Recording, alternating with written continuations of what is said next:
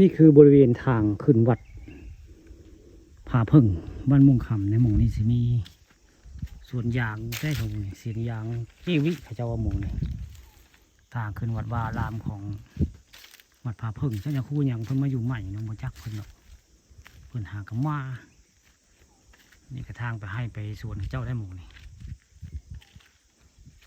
ตอนบ่ายมื้อนี้ผู้ค้ามาแต่ไทยสะพานสลิงความน้ำพุงเนาะเลยมาถ่ายอันทางขึ้นวัดผาพึ่งให้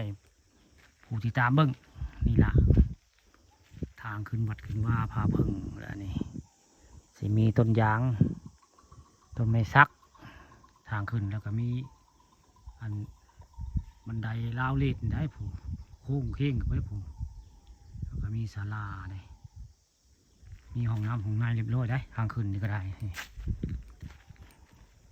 พระอาจารย์เป่าเพิ่นง่ายเป็นมงใหม่เลยอาจารย์เปาเพิ่นไปทุดงแล้วหวยง่ายเลยมีครูใหม่มาอยู่นี่2 คนมาอยู่นี่เพิ่งมาเลยเพิ่งมาครูใหม่เพิ่งมาก็มาอยู่ได้บริเวณวัดอันนี้มื้อนี้ผู้ข่าบ่ได้ขึ้นไปเนาะมาแต่ว่ามาถ่ายอันดังน้อยให้เบิ่งนี่ลาทางขึ้นวัดผาพึ่งล่ะนี่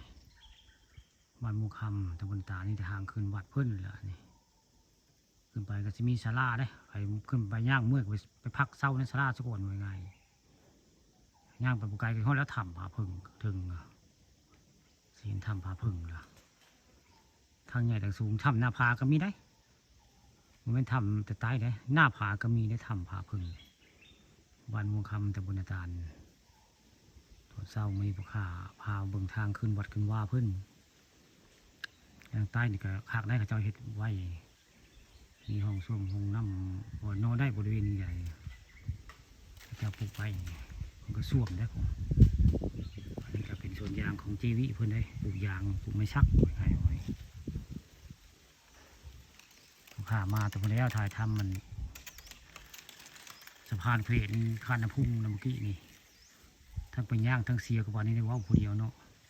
กากับห้องกับปานนี่กากับห้องกับกาเป็นห้องเป็นปลายไม้ใกล้ๆหมู่ห่าย่างเมาทางจ้าละนี่แหละทางขึ้นนั้นวัดผาพึ่งวัดมุงคำล่ะนี่เป็นลาวสเตนเลสได้เจ้าพระอาจารย์เปาได้สร้างไว้ก่อนสิไปทุดงอยู่ทั้งผู้เร็วไปไกลจะได้ไปชัยภูมิของคนว่าชัยภูมิไม่ได้พระอาจารย์เปาคนไปทุดง